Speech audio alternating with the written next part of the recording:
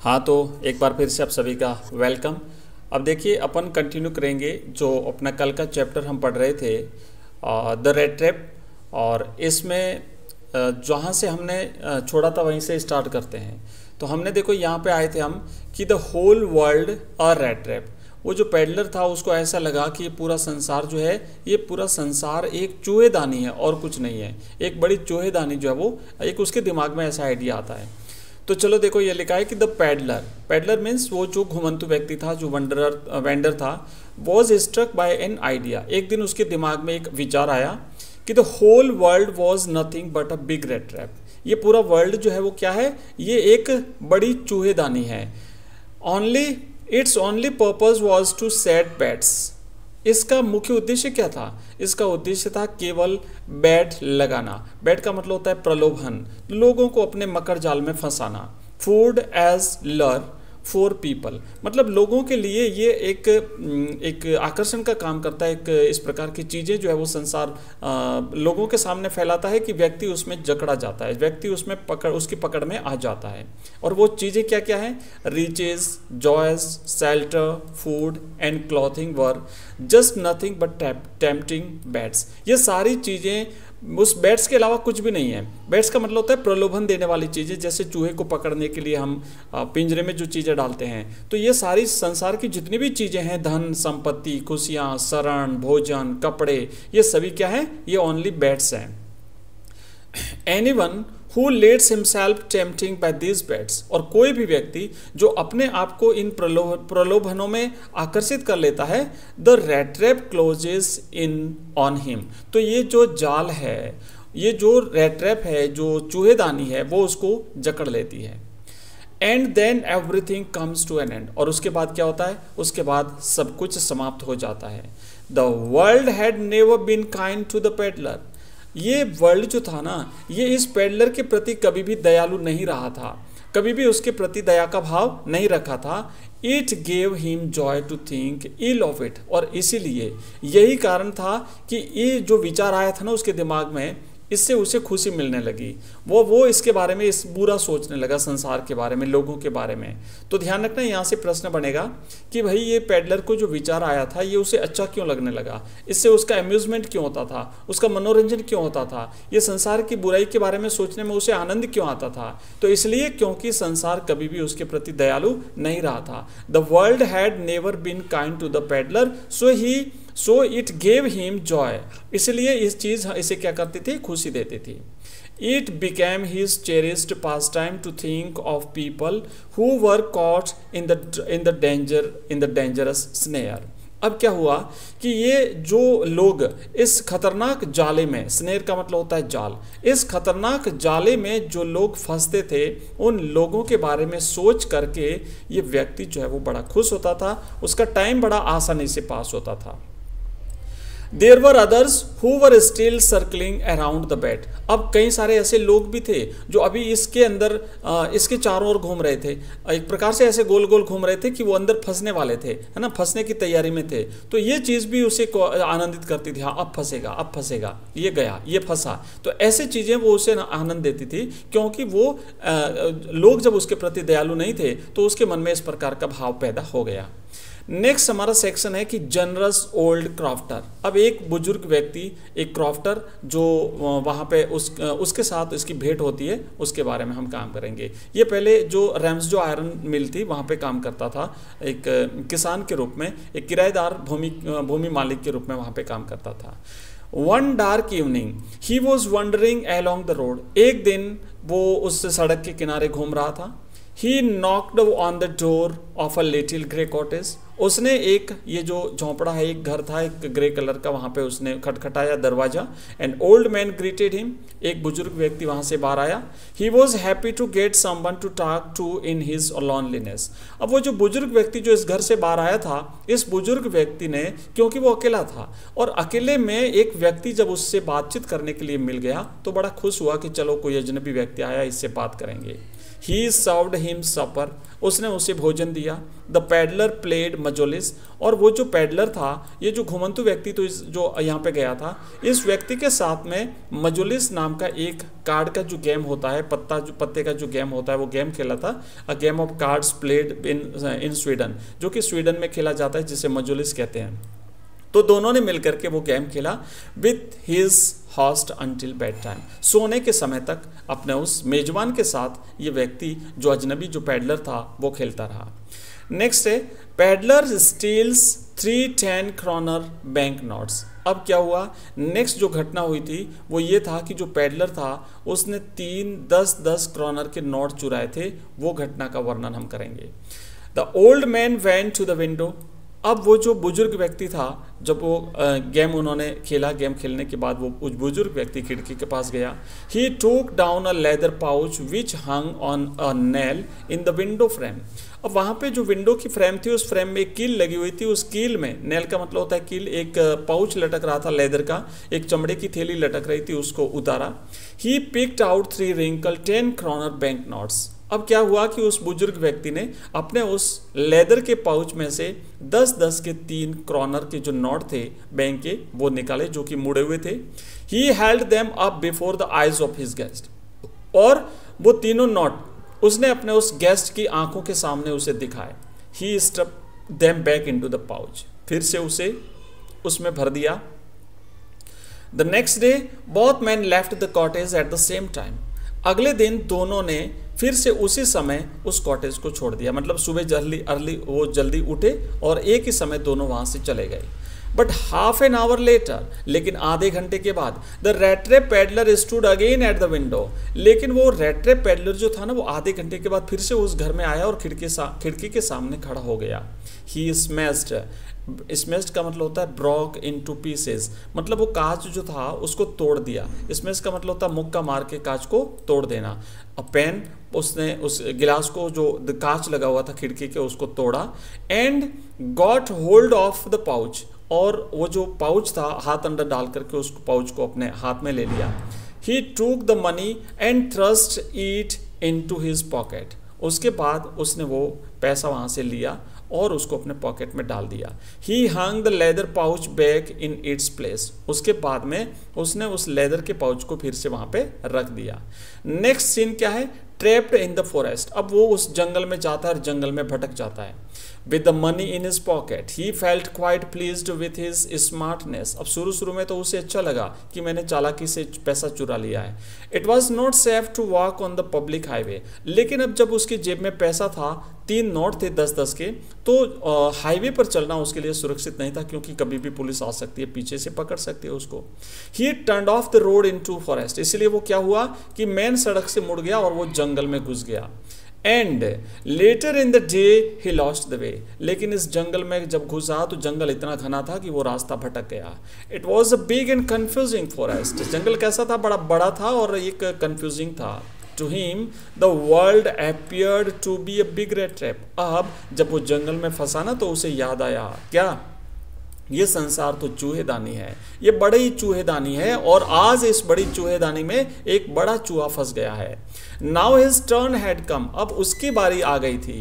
He had let himself be fooled by a bait and had been caught. अब क्या हुआ, अब उसे समझ में आया कि आज वो स्वयं मूर्ख बना दिया गया है, और वो जो बैट था ना, क्या वो जो पैसा, वो जो लालच, जो प्रलोभन पैसे का था, उस पैसे की वजह से आज वो उसमें फंस गया है।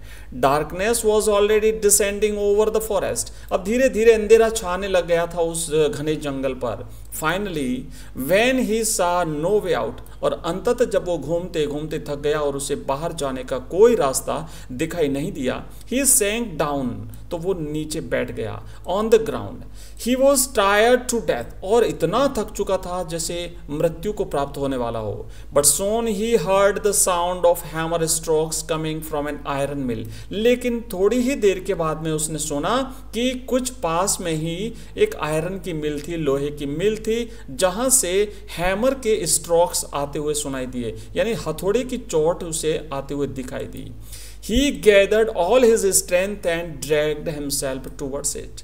अब उसने पूरी ताकत से वो खड़ा हुआ, अपनी पूरी ताकत को इकट्ठा किया और धीरे धीरे घिसता घिसता जहाँ से आवाज़ आ रही थी उसकी तरफ चला गया। नेक्स्ट सीन है बच्चों रैम्सजो आयरन वर्क्स। अब वो जो मिल थी, जो आयरन मिल, उसका नाम था रैम्सजो आयरन मिल। अब वहाँ पे जब वो जाता है वहाँ का दृश्य क्या है। The Ramsjo iron work was a big plant. ये एक बड़ा सा एक प्लांट था, एक बड़ी फैक्ट्री थी। The master Smith and his helper set in the dark force near the furnace. वहाँ पे एक भट्टी जल रही थी। उस भट्टी के पास में जो मुख्य जो लोहार था, मास्टर आयरन था, और एक उसका हेल्पर, 2 व्यक्ति वहाँ पे थे, वो बैठे हुए थे भट्टी के पास में। Many sounds were heard in the force. और उस फोर्स में, उस मिल में कई सारी ध्वनियाँ सुनाई दे रही थी। On account of all this noise the blacksmith didn't notice the peddler standing close to the furnace. इस सभी आवाज़, क्योंकि अब देखो अगर इतना बड़ा कारखाना है तो, और वो भी लोहे का कारखाना है, तो कारखाना जब चलता है तो कितनी आवाज़ आती है। और उस आवाज़ की वजह से वो जो ब्लैक स्मिथ था, जो मास्टर स्मिथ था, वो ये ध्यान नहीं दे पाया कि एक पैडलर जो है वो भट्टी के पास में आकर के खड़ा हो गया है।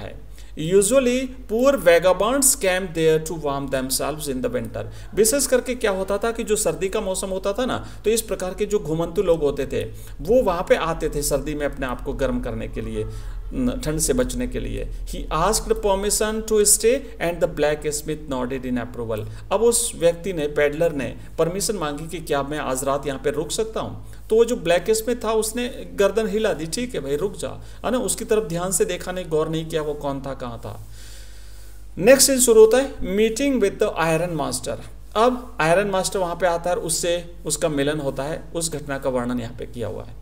The iron master came into the force in his nightly round of inspection. अब वो जो मालिक था उस मिल का, वो अपनी रात्रि विजिट पर, रात के इंस्पेक्शन पर, निरीक्षण पर वहाँ पे आता है। He saw the peddler in the dark and mistook him for an old acquaintance. अब उसने जब उस पेडलर को देखा, उस मालिक ने, तो अंधेरे में वो पूरी तरह से उसे सही ढंग से देख नहीं पाया और उसने गलती से उसे अपना एक पुराना साथी समझ लिया, एक अपना पुराना सेना का साथी समझ लिया। किसने? उस मिल के मालिक ने उस पैडलर को। The peddler didn't know his name. अब पैडलर भी उसका नाम नहीं जानता था, पैडलर भी उस मिल के मालिक को नहीं जानता था। Nor did he ever meet the man, न पहले वो कभी मिला था। He told the iron master that things had gone downhill with him. और अब उस व्यक्ति ने बताया आयरन मास्टर को कि उसके साथ परिस्थितियां किस तरीके से, गलत तरीके से उसके साथ गई हैं, उसके साथ घटित हुई है। The iron master mistook him for an old comrade of his regiment. अब आयरन मास्टर जो कि पहले फौज में रहा हुआ था, तो उसने फौज का अपना एक साथी, अपनी रेजिमेंट का एक पुराना साथी उसे गलती से समझ लिया, क्योंकि वो प्रकाश नहीं था, अंधेरे में उसे पहचान नहीं पाया और उसने सोचा कि यह तो मेरा पुराना साथी है। He regretted that he should not have resigned from the regiment. अब उस मालिक ने, मिल मालिक ने उससे कहा कि भाई तुम्हें रिजाइन नहीं देना चाहिए था, तुमने रिजाइन देके गलती कर दी, तुमने सेना से इस्तीफा देके गलती कर दी। He invited the peddler to come home with him. अब उस मिल मालिक ने कहा एक काम करो, तुम आज रात मेरे घर आ जाओ। The vagabond didn't want to go along with him to the manor house. लेकिन वो जो पैडलर था ना, वो जो घुमंतु व्यक्ति जो पैडलर था, वो उस मिल मालिक के घर पे नहीं जाना चाहता था। He didn't want to throw himself voluntarily into the lion's den. अब वो अपने आप को स्वयं ही शेर की उस मांद में नहीं डालना चाहता था। The iron master wanted him to give them company at Christmas. लेकिन वो जो आयरन मास्टर था, जो मिल का मालिक था, वो चाहता था कि क्रिसमस के अवसर पर वो उसके साथ आ जाए, दोनों मिलकर के क्रिसमस मनाएंगे। The peddler refused to go with him. लेकिन पैडलर ने स्पष्ट रूप से मना कर दिया, मैं नहीं आऊँगा भाई आपके साथ। नेक्स्ट सीन है बच्चों एडला वेलमेंसन परसुएट्स द पैडलर। अब क्या होता है कि वो जो आयरन मास्टर था, उसकी पुत्री, उसकी बेटी थी जिसका नाम था एडला वेलमेंसन, वो आती है वहाँ पे और वो उसको समझाती है अपने घर चलने के लिए। The iron master's daughter Edla Willmansson came to the forge to persuade the peddler. अब आयरन मास्टर की बेटी एडला वेलमेंसन वहाँ पे आती है भट्टी, उस कारखाने में, और वो उस व्यक्ति को समझाती है। She thought that the man was frightened. उसने सोचा, वो क्योंकि अजनबी था, वो तो जानती नहीं थी उसे, लेकिन वो भयभीत था ना, वो डरा हुआ था, तो उसने सोचा कि व्यक्ति डरा हुआ है। सी लुक्ड एट हिम कंपेशनेटली, उसने करुणा के साथ उस व्यक्ति को देखा, बड़ी सहानुभूति के साथ उस व्यक्ति की तरफ देखा। She requested him to stay with them over Christmas Eve, उसने कहा तुम क्रिसमस की इस पूर्व संध्या पर हमारे साथ रुक जाओ, बड़ी विनम्रता से उस व्यक्ति से कहा। ही डिडंट रेसिस्ट, बच्चों 1 minute.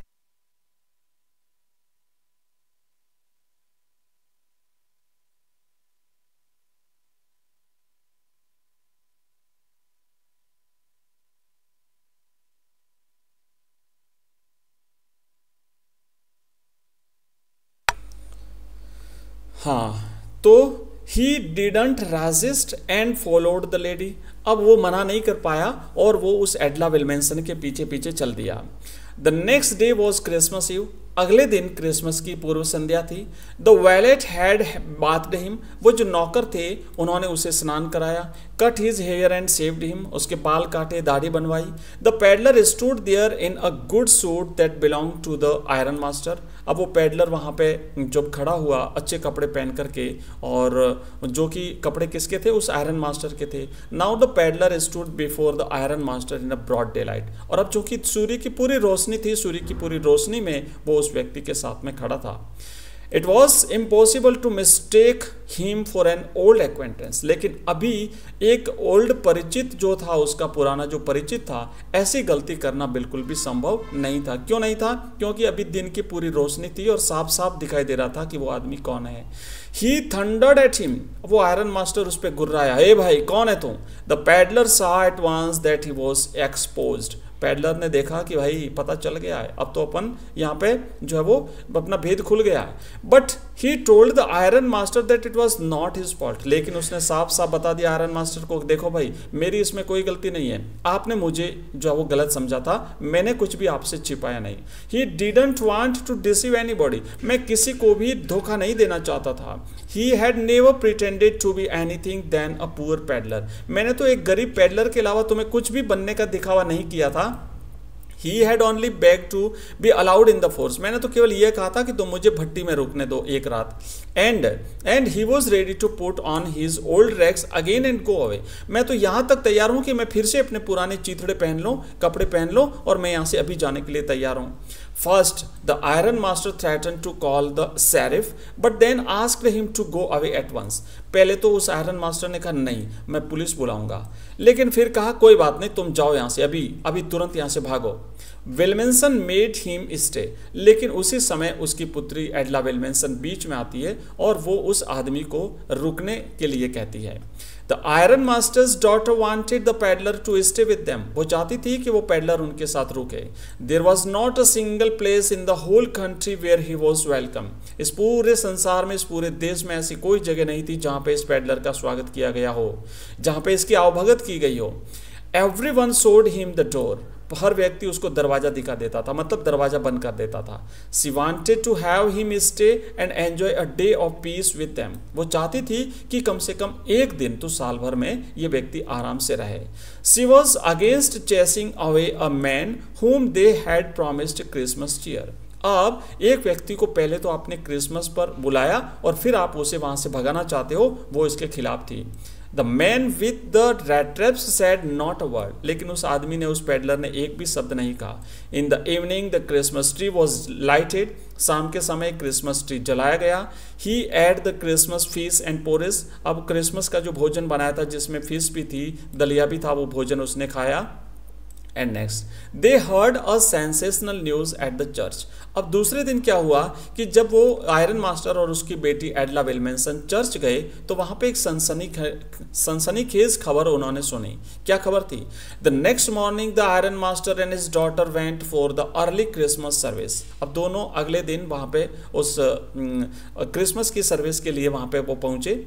There guest was still asleep and they didn't disturb him, उनका मेहमान अभी सो रहा था और उन्होंने उसे डिस्टर्ब नहीं किया। About 10 o'clock they drove back from the church, और लगभग 10 बजे वो वहाँ से चर्च से वापस अपने घर लौटे। The young girl sat dejectedly, वो लड़की बड़ी उदास थी। At church she had heard a sensational news, क्यों उदास थी? क्योंकि चर्च में उसने एक बड़ी सनसनीखेज खबर सुनी थी। One of old crofter had been robbed by a man who went around selling red traps. खबर क्या थी कि ये जो आयरन मास्टर था, इस आयरन मास्टर के यहाँ पे एक काम करने वाला पुराना जो व्यक्ति था, ओल्ड क्रॉफ्टर, जो पहले यहाँ पे काम करता था, उसको किसी एक व्यक्ति ने लूट लिया था। और वो लूटने वाला व्यक्ति कौन था? कोई ऐसा ही एक चूहेदानी बेचने वाला व्यक्ति। The iron master asked the valet whether the stranger was still there. अब उस मिल मालिक ने अपने नौकरों से पूछा कि वो आदमी अभी सो रहा है क्या?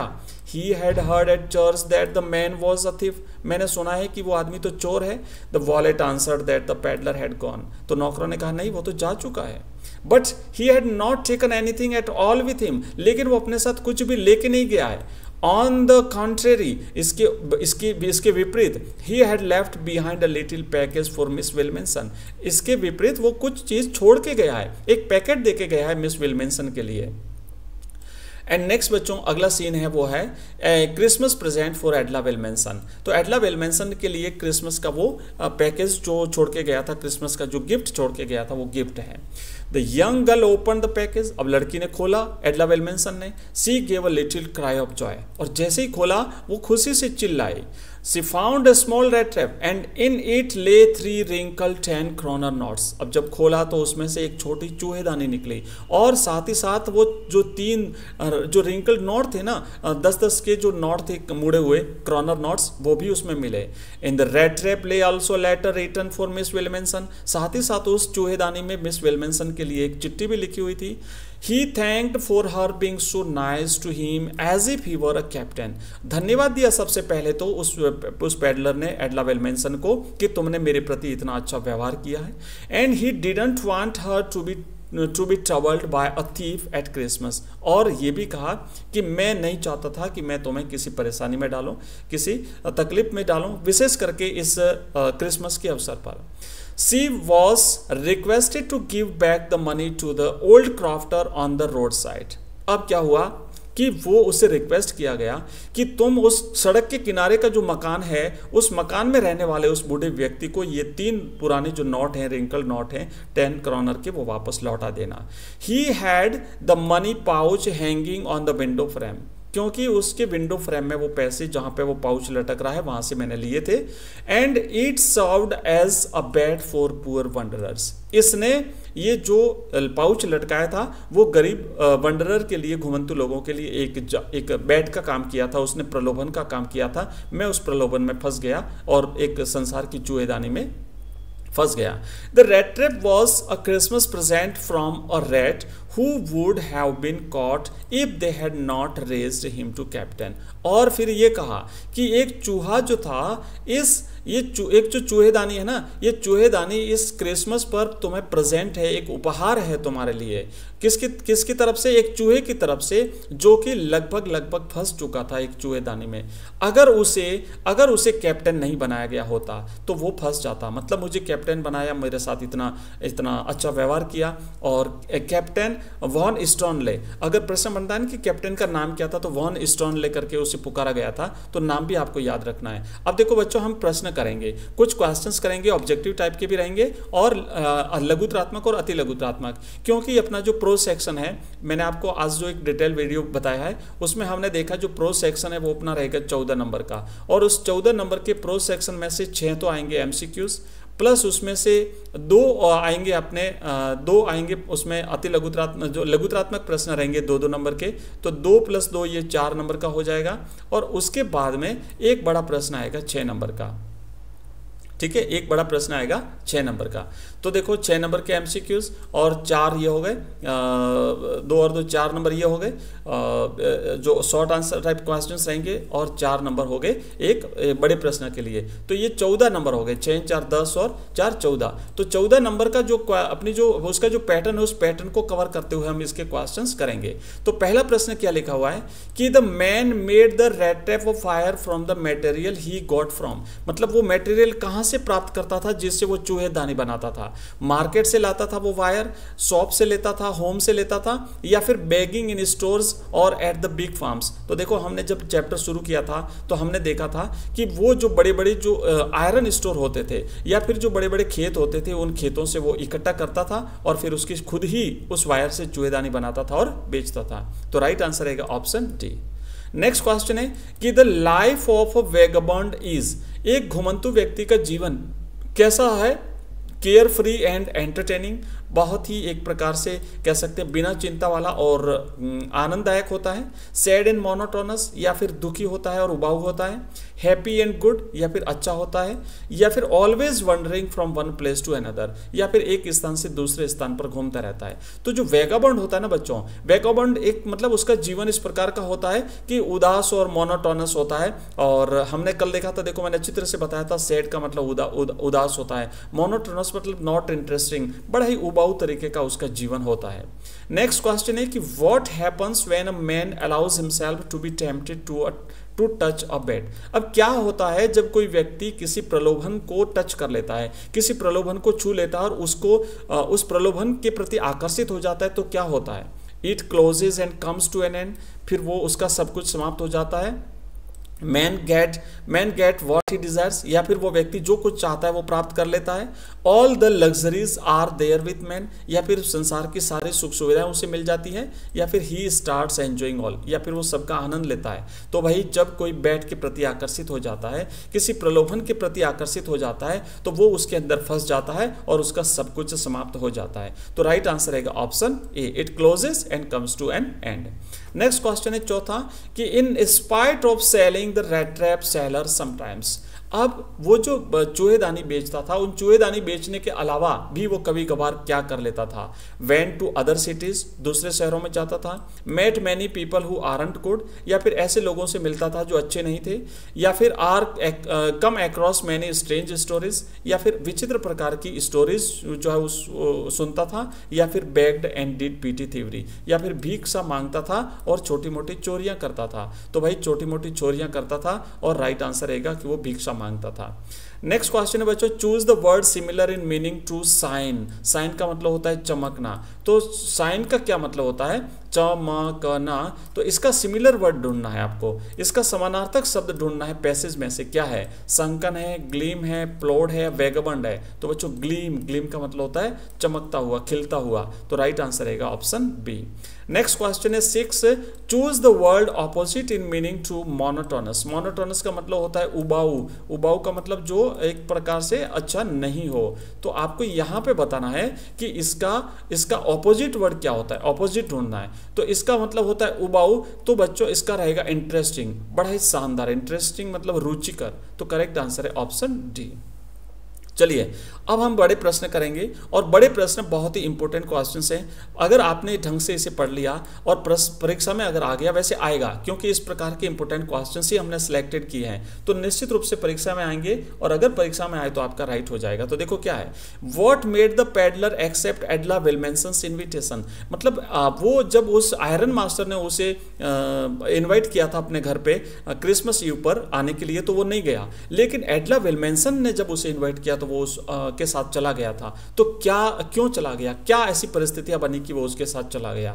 तो देखो बच्चों कि Miss Willmansson the iron master's daughter came to the forge to persuade him. वो लड़की जो एडला विल्मेंसन जिसका नाम था, नाम याद रखना, कई बार परीक्षा में पूछा जाता है कि what was the name of the iron master's daughter. तो हर नेम वाज मिस विल्मेंसन। तो विल्मेंसन जब वहां पे उसे समझाने के लिए आई, परसुएड का मतलब होता है समझाना। सी लुक्ड एट हिम कंपेशनेटली। तो सबसे पहले तो उसने उसे करुणा पूर्वक, दयापूर्वक देखा। She requested him to stay with them over Christmas. फिर उसने निवेदन किया कि इस क्रिसमस के अवसर पर आप हमारे घर पे आ जाइए। हर फ्रेंडली एंड पर्सुएसिव मैनर, उसका एक मित्रवत और समझाने का जो तरीका था, उस तरीके ने उस व्यक्ति को इनविटेशन एक्सेप्ट करने के लिए स्वीकार कर लिया था। नेक्स्ट बच्चों क्वेश्चन है, what did the peddler sell and how did he make the things. अब वो पेडलर क्या बेचता था और वो कैसे बनाता था उन चीजों को। दो प्रश्न एक साथ हैं। तो पेडलर भाई एक तो रेड ट्रैप बनाता था, रेड ट्रैप बेचता था और रेड ट्रैप बनाता था। किससे बनाता था? वो उस वायर से बनाता था जो आयरन स्टोर से प्राप्त करता था या फिर जो बिग फार्म्स होते थे वहां से वो प्राप्त करता था। तो लिखेंगे कि the peddler went around selling small rat traps, वो छोटी छोटी रेड ट्रैप्स बेचा करता था। They were made of iron wires, और वो आयरन की वायर्स से बनी होती थी। He got the material by begging in the stores और एट द बिग फार्म्स, वो बड़े बड़े फार्म से या फिर जो आयरन के स्टोर्स होते थे वहां से प्राप्त करता था। He made them himself at odd moments, वो ऐसे इधर उधर के क्षणों में समय में बना लेता था। But any way he was not doing a good business, लेकिन वो उसका व्यापार कोई अच्छा नहीं चल रहा था भाई। अब देखो नेक्स्ट क्वेश्चन है कि when did an idea suddenly strike the peddler and what was it, वो विचार जो है ना उसके दिमाग में कब आया एक विचार, और वो विचार क्या था? तो बच्चों उसको वो विचार आया था ना कि पूरा द होल वर्ल्ड इज एक रेड ट्रैप, मतलब ये पूरा संसार एक रेड ट्रैप है ना, nothing but only a red trap, एक रेड ट्रैप के अलावा कुछ भी नहीं है। तो आप इसे पढ़िएगा क्योंकि अब टाइम हो रहा है नेक्स्ट क्लास का, इसलिए मैं आपको ये पढ़ के नहीं सुना पाऊंगा। बट इंपॉर्टेंट क्वेश्चन है, मैं क्वेश्चन बता देता हूँ, इस क्वेश्चन को अच्छी तरह से तैयार कर लेना, परीक्षा में जरूर आएगा। क्या है कि why was he amused by the idea of the world being a big red trap. जब भी उसके दिमाग में आता था ना कि अरे ये संसार तो पूरा एक चूहेदानी है, एक बड़ी चूहेदानी है, तो उससे इस पेडलर को इस चीज से आनंद क्यों आता था, वो उससे खुश क्यों होता था? तो देखो भाई संसार उसके प्रति कभी दयालु नहीं रहा था, और सारी चीजें यहाँ पे लिखी हुई है, तो आप इसे ढंग से पढ़ लीजिएगा। नेक्स्ट, और इसी के साथ अपनी इस क्लास को मैं यहीं पर क्लोज करता हूँ। बच्चों मैंने दिन में एक क्लास आपको अवेलेबल करवाई थी जिसमें हमने कंप्लीट सिलेबस देखा था, और हमने ये भी देखा था कि हम इसे किस तरीके से कवर करेंगे। तो हमारी जो अपनी सीरीज चल रही है बच्चों, कैप्सूल सीरीज, जिसके तहत हम समरी पढ़ रहे हैं चैप्टर की, मेरा उद्देश्य यह है कि कंप्लीट कोर्स का आपका रिवीजन करा दूं। तो इसलिए पहले हम समरी पढ़ते हैं, उसके बाद इसके क्वेश्चन आंसर्स करते हैं। और जिस तरीके से मैंने आपको दिन में समझाया था कि कौन से बुक से किस टाइप के प्रश्न पूछे जाएंगे, ग्रामर से कैसे प्रश्न आएंगे, सारी चीजें हम देख चुके हैं। उसी प्रकार के क्वेश्चंस की सीरीज, इस सीरीज में हम क्वेश्चंस का अभ्यास करेंगे ताकि परीक्षा में ज्यादा से ज्यादा क्वेश्चंस आपको इसमें से मिले और आपका कंप्लीट कोर्स जो है वो आपका यहीं से कवर हो जाए और आपको पूरे में से पूरे नंबर मिल जाए। तो इसी सीरीज को लेकर के मैं इस आशा के साथ आज के इस क्लास को बंद करूंगा कि निश्चित रूप से ये क्लास आपको हेल्प करेगी और आपको इस क्लास को पढ़ करके टॉपिक पूरा समझ में आ चुका होगा। मिलते हैं नेक्स्ट क्लास में, तब तक के लिए जय हिंद, जय भारत।